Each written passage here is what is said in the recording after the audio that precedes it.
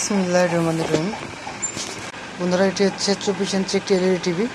এটি যে সমস্যা সেটি যদি আপনারা দেখাই, দেখেন এটি চালু হয়ে গেছে, কিন্তু দেখেন এর যে পর্দা আছে, পর্দাতে কোনো গ্রাফিক্স বা ছবি নাই। এর ভিতরে লাইট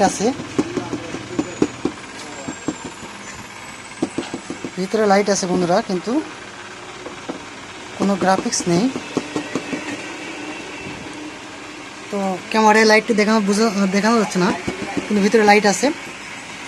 এটির হচ্ছে কোনো ছবি নেই। এখন হচ্ছে এটি যে কাজটি করব, এটি খুলে হচ্ছে এটির কি সমাধান এবং এটি আসলেই ঠিক হবে কি না সেটি হচ্ছে দেখব এবং আপনাদের দেখাবো।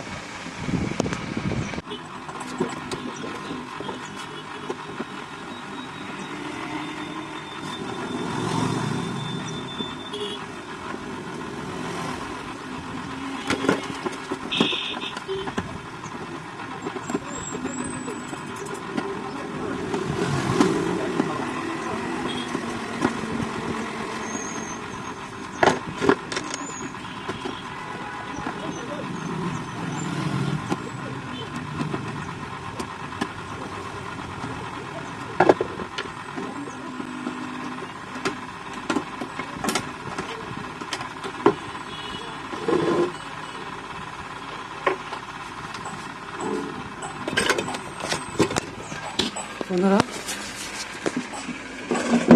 এই যে দেখেন আমি হচ্ছে এটি খুলে নিয়েছি। এটি হচ্ছে এই যে এটি টিকন বোর্ডের নাম্বার HB 236 WSB N41। এই মডেলের প্যানেলে সাধারণত গেট কপ হয় না, এগুলো হচ্ছে সোর্স স্কোপ দিয়েই চলে। দুই পাশে দুটি সোর্স স্কোপ।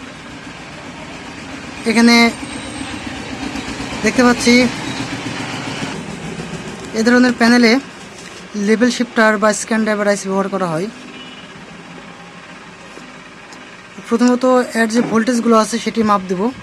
তো তার আগে আমি হচ্ছে এটি সম্পূর্ণ ওপেন করে নেব। নিয়ে হচ্ছে আমার গ্লাস টেবিল আছে, গ্লাসের টেবিলে রাখবো। তারপর হচ্ছে এটি ভোল্টেজগুলো সব কিছু মেজারমেন্ট করে আপনাদের দেখাবো। তো বন্ধুরা, দেখতে পাচ্ছেন আমি সম্পূর্ণ প্যানেল খুলে নিয়েছি। এখন এখানে আলাদা বোর্ড লাগাবো। তো এটি চেক দিব এটার ভোল্টেজে কোনো প্রবলেম আছে কিনা বা কেন গ্রাফিক্স তৈরি হচ্ছে না।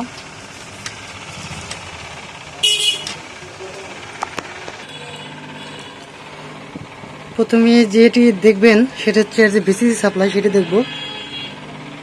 ভিসিসি এই যে 11.4 11.9 12 ভোল্ট। ওকে,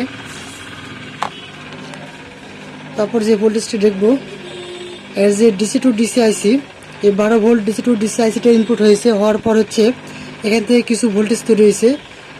তার মধ্যে হচ্ছে দেখবেন এখানে এবিডিটি voltage 0, VGS voltage 0, VGL voltage 0, আবার ডিডি ভোল্টেজ 3.3। তো এই ডিসি টু ডিসি আইসির ওয়ার্কিংটা বাধাগ্রস্ত হচ্ছে, যার কারণে এই আইসিটি প্রোডাকশন মোডে চলে যাচ্ছে।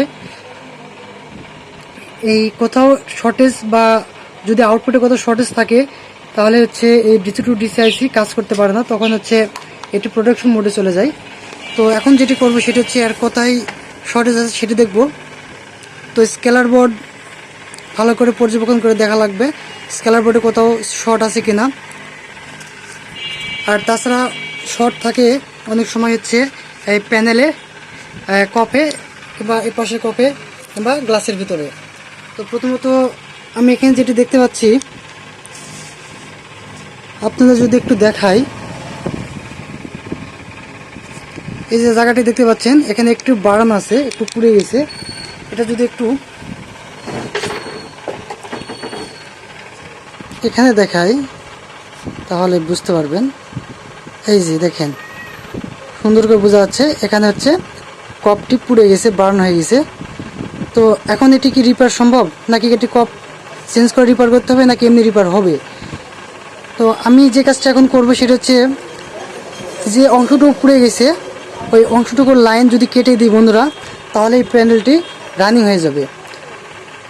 তো দেখুন আমি এখানে কাটিং করব। কাটিং করার পর আপনাদের যে রেজাল্ট সেটি দেখাবো।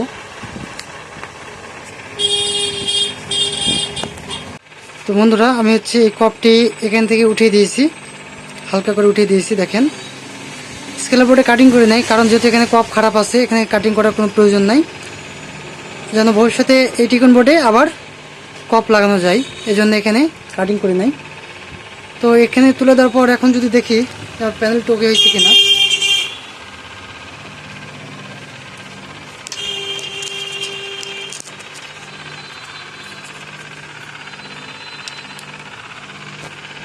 চালু করলাম, এই যে দেখুন প্যানেলটি রানিং হয়ে গেছে। এই যে নো সিগন্যাল, ফ্রেশ প্যানেল। এখানে একটু জায়গায় কপ তুলে দিলাম আর প্যানেলটি ওকে হয়ে গেল। এটা একটা ম্যাজিকের মতো কাজ করলো। তো বন্ধুরা, এখানে আমার কোনো টাকাই খরচ করলো না। তো যাক, এরকম ধরনের কাজ যারা করতে চান বা শিখতে আগ্রহী তারা আমার সাথে যোগাযোগ করতে পারেন। যারা কাজ পাঠাতে চান তারাও যোগাযোগ করতে পারেন। কুরিয়ার সার্ভিসের মাধ্যমে আপনারা হচ্ছে কাজ পাঠাতে পারেন, দূর থেকে যারা কাজ পাঠাবেন। আর যারা কাজ শিখতে আগ্রহী তারাও যোগাযোগ করবেন।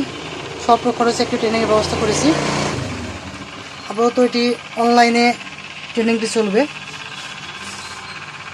এই ছিল একটি কাজ বন্ধুরা। যদি ভালো লেগে থাকে তাহলে অবশ্যই লাইক, কমেন্ট, শেয়ার করবেন। আর চ্যানেলটি অবশ্যই সাবস্ক্রাইব করবেন।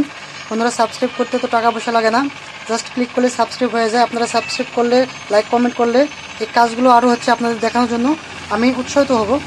আসলে কাজ করতে যে পরিমাণ কষ্ট হয় তার সাথে বেশি অনেক কষ্ট হয় হচ্ছে এই কাজগুলো হচ্ছে এডিটিং করে আবার হচ্ছে চ্যানেলে আপলোড করা, সেগুলো টাইটেল দেওয়া, ডিসক্রিপশন লেখা, এগুলো অনেক সময় সাপেক্ষ। তো বন্ধুরা, সবাই ভালো থাকবেন, সুস্থ থাকবেন। সবাইকে ধন্যবাদ।